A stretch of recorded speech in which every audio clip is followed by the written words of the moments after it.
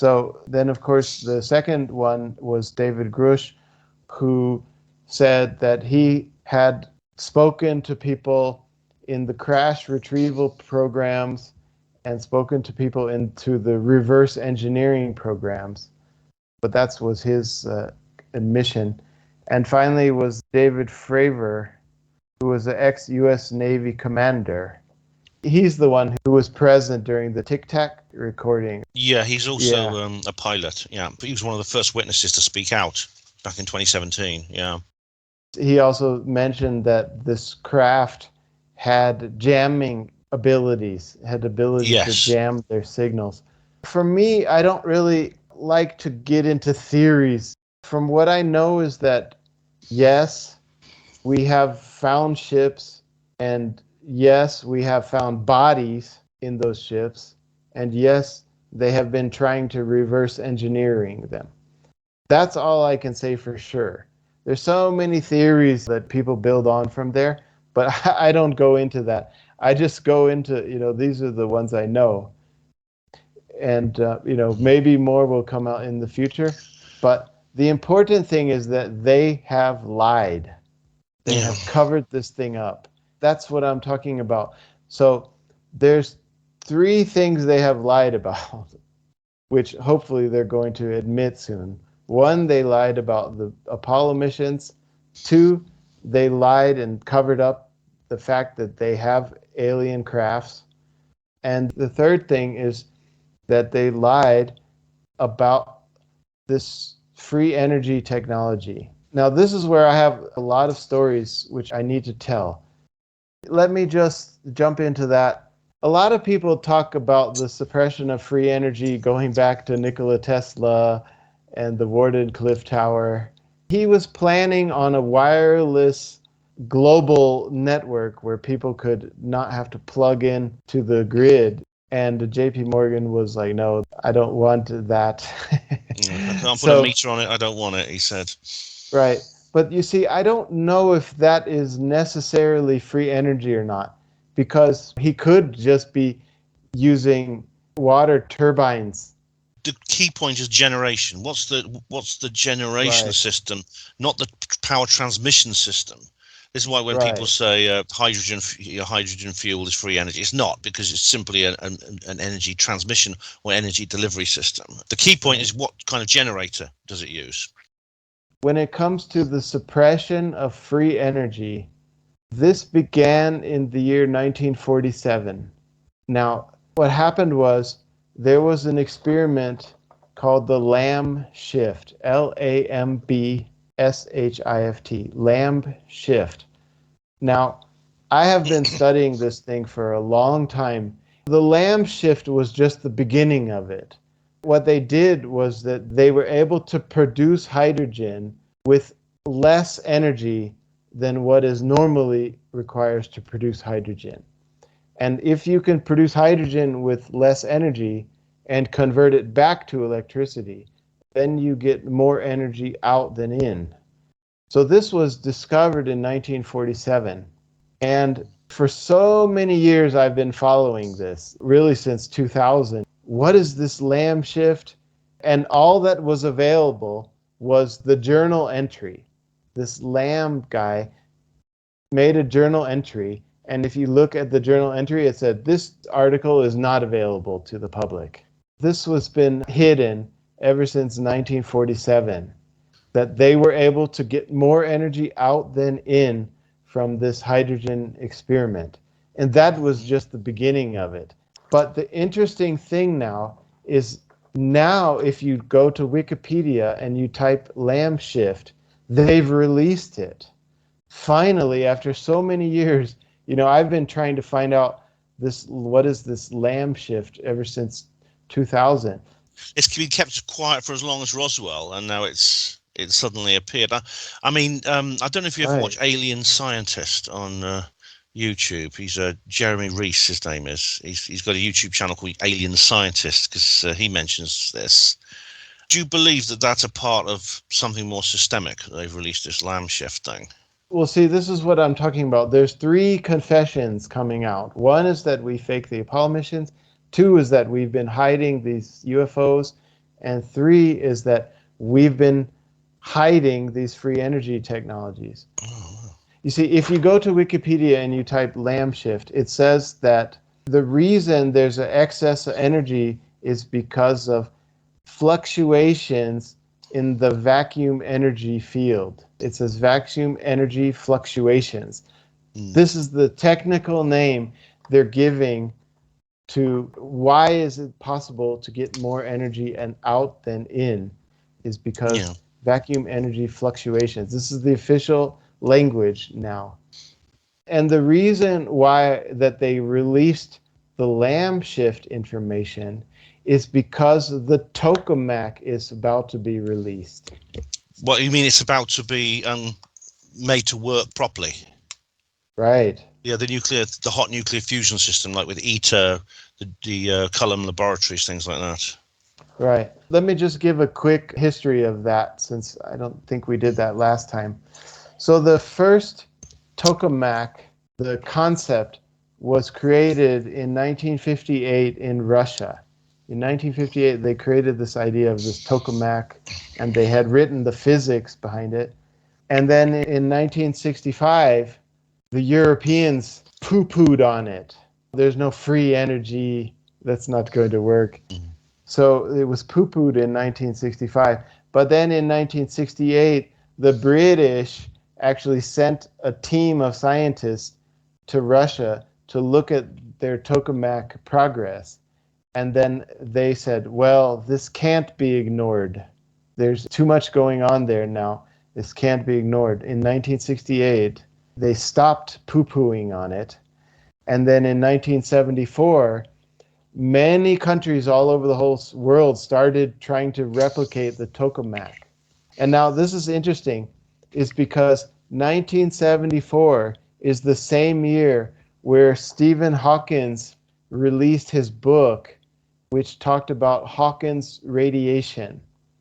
Now this ties in to the lamb shift. If you go back to Wikipedia and the lamb shift article, it also mentions Hawking's radiation, because Hawking's radiation is another over unity. It means that energy can be created. The second law of thermodynamics says energy cannot be created or destroyed, but energy can be created. And Stephen Hawking predicted that in 1974, the same year that the global tokamak construction started. Since then, Stephen Hawking changed his tune, and he changed his theory on Hawking's radiation. Now, when did that happen? So, to finish up this subject on the tokamak, last year in 2022, China was able to maintain the plasma field for 17 seconds. It was the world's record of maintaining the plasma field. So then after that, China said, we are going to be ready in 2025. And that's the same date as the French one you just mentioned. The French tokamak, ITER, is also predicting that they'll be ready in 2025. So this is going to be a really breakthrough thing, because once they announce to the world that we have done it, our tokamak is working, then it's like, wait a minute, how does the tokamak work? A tokamak is creating more energy out than in? I thought that wasn't possible. You know, ever since 1947, you've been telling us it's not possible to get more energy out than in. This is the third confession that they've been lying about. You can't get more energy out than in. It is. I mean, ITER is like ITER is a huge thing. It's like a gigantic fusion experiment, and it's basically a large version of the MAST experiment, which is just down the road here at Culham, near where I live. But it's said to be the most efficient tokamak ever built. If it can maintain a stable plasma like indefinitely, then you can easily just rig up a heat exchanger to it, and Bob's your uncle. You just need a dynamo, and you've got working power. Right. But it is technically over unity, I think, because the amount of energy you put in to the magnets to maintain the plasma field is less than the amount of energy you get out in the heat conversion. More energy out than in is definitely it's nuclear fusion. Yeah, it's nuclear fusion, which technically is is over unity, because you basically get the energy from the nucleus of the atom itself, as with fission, but it's far more powerful and efficient than nuclear fission, which is a conventional nuclear power system. It's also safer. It doesn't give off deadly radiation the way fission does. I mentioned that Stephen Hawking, he had to change his theory about Hawking's radiation. Hawking's radiation also predicted more energy out than in. So there's another subject which I want to mention here, which is tied into that, is called the EM drive. If you just go to Wikipedia and you type EM drive, it's called the impossible drive. The M drive, yeah.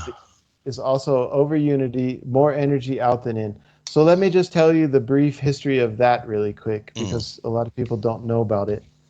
In 2001, it was a British guy who received an award from the British government for building this thing.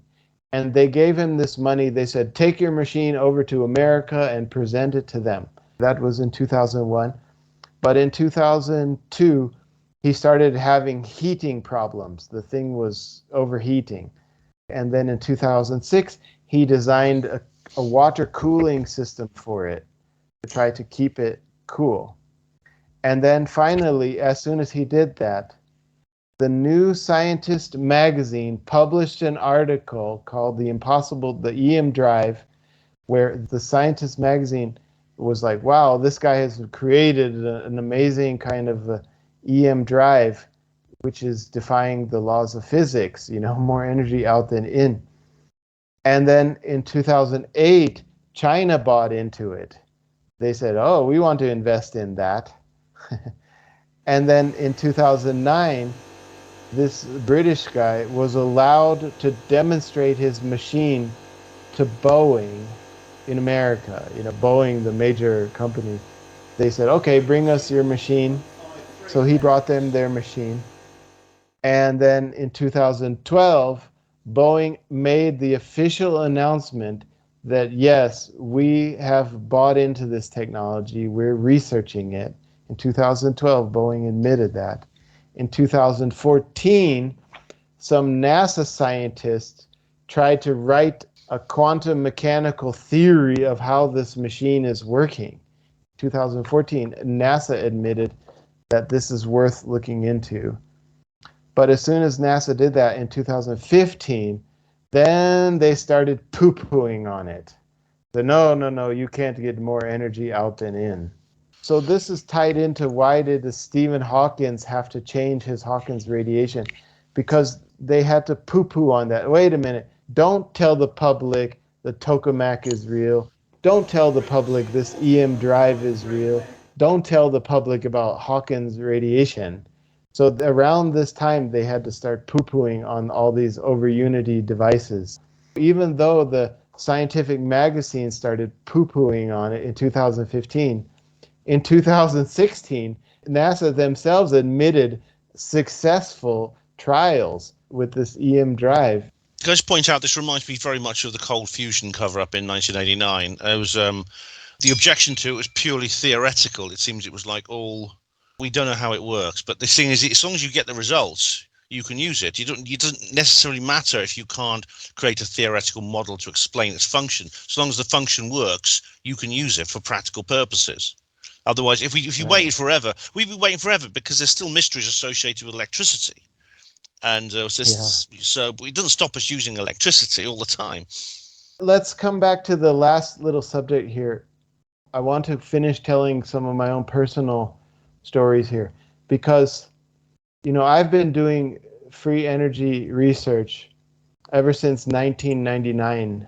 I mentioned that at my university, in Portland State University, is the university where they officially suppressed the cold fusion experiments, because I met the people and I asked them, what happened to those cold fusion experiments? And they said they denied us access to the materials we needed to continue doing those experiments. So I heard about that in 1999, that they've been suppressing free energy. I dedicated my life to that. How can we bring this free energy? There's a free energy community, We used to have a webpage called the PES Wiki, but that webpage was taken down. And now you have overunity.com, which some people still use. That whole thing kind of died out. There's some groups who are still doing it today in America, and they've had some successes. But I'm not going to mention that now. I want to talk about the suppression of free energy because I have firsthand experience with this. The first thing is the most popular name, which everybody knows, is Stanley Myers. Right. Now, there's a version of this story which people don't know. And it's really important I tell this story because I have a friend who used to be very good friends with Stanley Myers.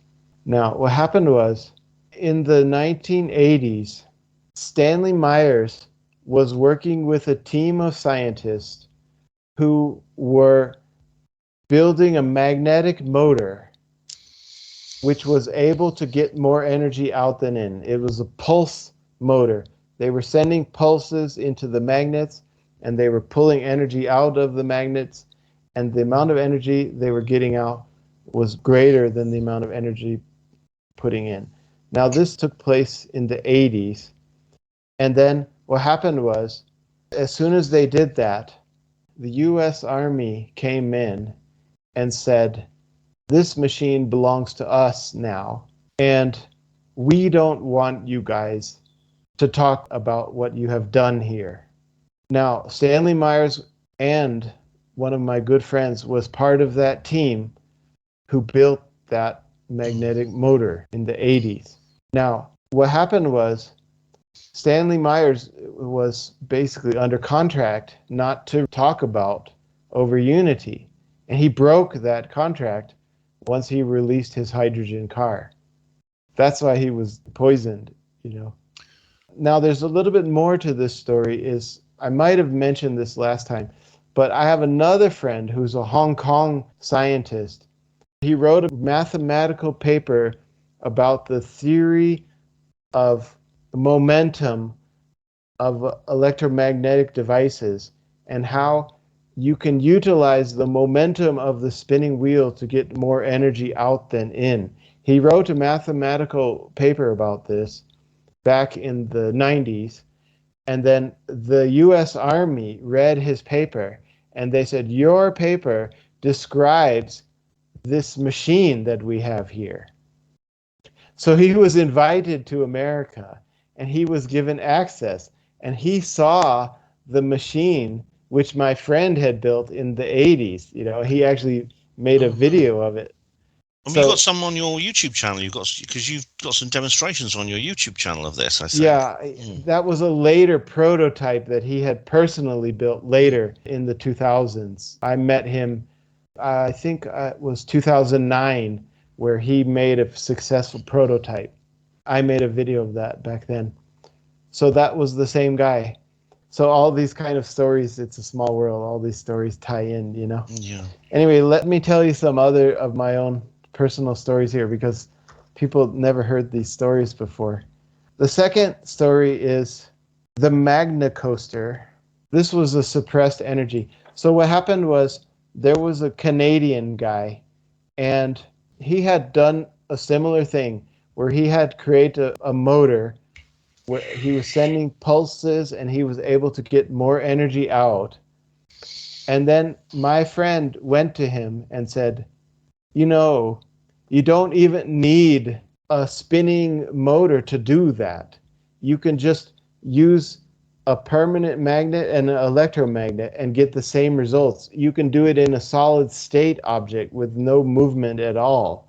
So my friend was guiding him, and he actually did it. He actually created a successful prototype. And then he came onto this television show in Canada called The Dragon's Den. Okay. And the Dragon's Den was a television show where inventors would present their inventions to certain millionaires. We got a version of that over here, yeah. And I didn't realize Canada had one too. Right. So this guy presented his box. It was just a box that was charging batteries. energy would come out of the batteries into the magnets and come back into the battery. And then he had an inverter, it could light up some lights, and it was working 24/7. He had done it solid state. He was the first one to do it solid state without a spinning wheel. So I became friends with him. He made some business mistakes, though. You see, what happened was he came onto this Dragon's Den show, and this millionaire guy said, okay, I'm going to invest in your technology. And he gave him a bunch of money, but then he gave some stipulations. You know, there was some red tape along with the money. You have to do it this way. You have to work together with the Canadian power company, blah, blah, blah. He had put all these stipulations with the money. And you also have to sign over the patent to the Canadian Army. And then finally the guy was like, no, I'm not going to sign over my patent. And so then he got cut off from all that money. So then he's like, okay, I have no more money. What am I going to do? So then he made the big mistake. He says, I'm going to start taking pre-orders. Everybody, you can buy your machine now, and then when the machine's ready, I'm going to deliver it to you later. So that was his mistake. He started taking a lot of money from people. He actually delivered one machine to one company in Spain. He had given them like an instruction manual, like this is step 1, step 2, step 3. He sent it in the mail to Spain, and that Spanish company like didn't follow the instructions, and the machine blew up. That's just what they debunk once, you know. This was around 2009. He made some other mistakes. What was happening was that he was blowing up the batteries. The batteries were dying. So he said the solution to this problem is to replace the batteries with the capacitors. The capacitors can handle that. But he ran out of money, couldn't do that anymore, and a lot of people got mad at him because they had given him money. I had also given him money. You know, I was on his waiting list. He was supposed to deliver a device to me, but he ran out of money. He had to go back to the drawing board to get the capacitors instead of batteries, and he just ran out of money. And so that's what happened to him. But that story didn't end there, because what happened, I eventually got my hands on one of his early prototypes because I knew his mentor. So I got my hands on one of his early prototypes. I brought it to China and I started reverse engineering it. I have a video on my channel which is called Who Killed the Magna Coaster, where I'm showing the process of me reverse engineering this thing. But the problem was there was 2 magic numbers. There's 2 frequencies. There's the input frequency and the output frequency. And I never knew those magic numbers. And I also eventually ran out of funding to do that. It would have taken me a long, long, long time to try to find those magic numbers. Eventually, I might do that someday. But, you know, I just don't have the money right now to continue that research. You know, I'm shocked that I don't know the Canadian version of the Dragon's Den. I mean, they always had various people on it. I know the original one had Donald Trump in the United States. We had Alan Sugar over here and a couple of other people. But I didn't realize that someone who was supposedly in that situation would actually be in contact some way with the government, and that they would start trying to rein it in with various conditions. I mean, they do, though. I mean, John Hutchison he was a Canadian as well. He mentions this as well, this process. Okay, so that's the end of my Magna Coaster story. Let me tell you another interesting story, which a lot of people don't know. It's called the Z Power.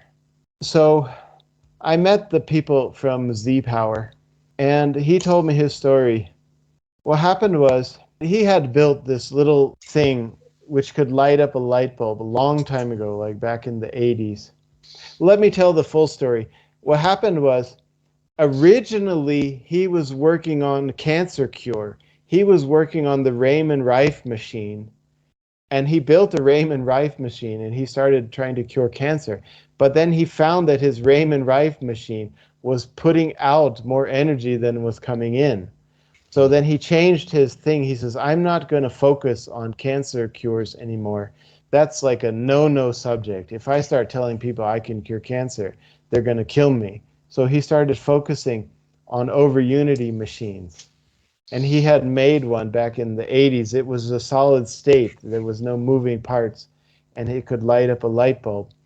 And then eventually he moved to the Philippines, and he was getting money from the Philippine government, and he developed an entire power station.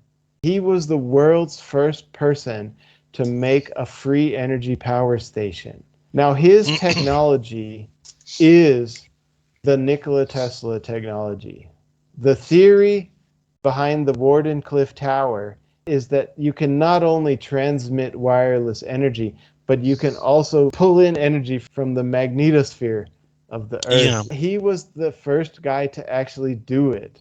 So he built a power station in the Philippines. And then I asked him what happened to that. He said there was some kind of a military coup where they kicked out the president. I don't know which president, because basically almost every president of the Philippines has been kicked out due to a military coup. And then he took his power station and he hid it inside of some shipping containers. He has this working power station which is hidden inside of some shipping containers in the Philippines. And then he went back to America, and that's when I met him. And he says, I'm trying to get funding, and I have the power station hidden. It couldn't be improved. And I started giving him some advice on how to improve his power station. He just dismantled it and put it into shipping containers. He dismantled all the equipment. Is it still in the Philippines now, these shipping containers? Yeah, I think so, because it's been several years since I talked to him. And I could go into a lot of detail, but the important thing here is, how does this thing work? This is the thing, because I knew him quite well, because I was giving him advice on how to improve his power station. The Z something. Z power. Is that Z as in Z-E-E? It was Just a letter Z. The letter Z. Yeah, the letter Z. Yeah, that's we just call it Z in England, but Z power. Right. Yeah. The thing is, if you go to overunity.com, there's all these people making theories. How did that machine work? I'm actually the best one to know, because I spoke to him quite in detail about it. So the way it works is that he has some metal plates, and he is resonating these plates. And at first he was using the Schumann frequencies.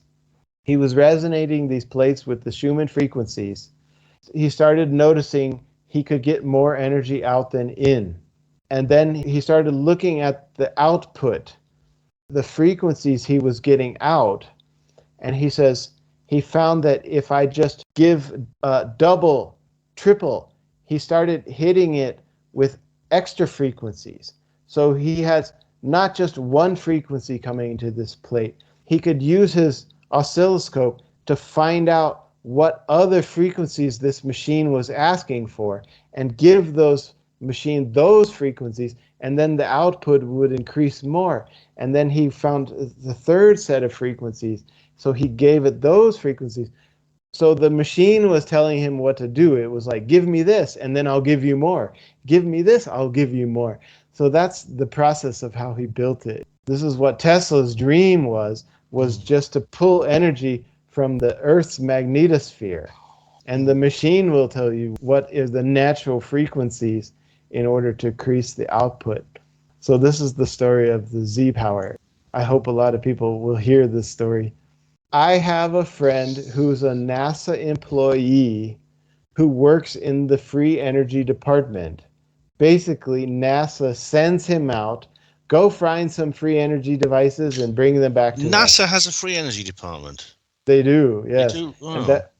And my friend is working in that. I never talked to this guy about the moon landing hoax, but I did talk to him about the suppression of free energy. And I asked him, I said, don't you think NASA is going to be taking part in the suppression of this? And he says, yeah, it's there is a lot of money involved, but anyway, that's my job. My job is to go out and bring them these machines. He had told me right now, this was like last year, he told me right now we're testing the Holcomb device. And in our last interview, I told you to search YouTube for Holcomb, and then Yeah. you said, all I'm finding now is the people poo-pooing on it. Yeah, You I know, found a satire video. Yeah. you see, you had found about it. Then, right as soon as you told me, I wrote a letter to my NASA friend. I said, what happened to the Holcomb device? And he told me, yeah, NASA poo-pooed on it. They found it's not working, and they're going to maybe even sue the guy or something for fraud or something. Oh dear. And it's like, that probably means it was actually working.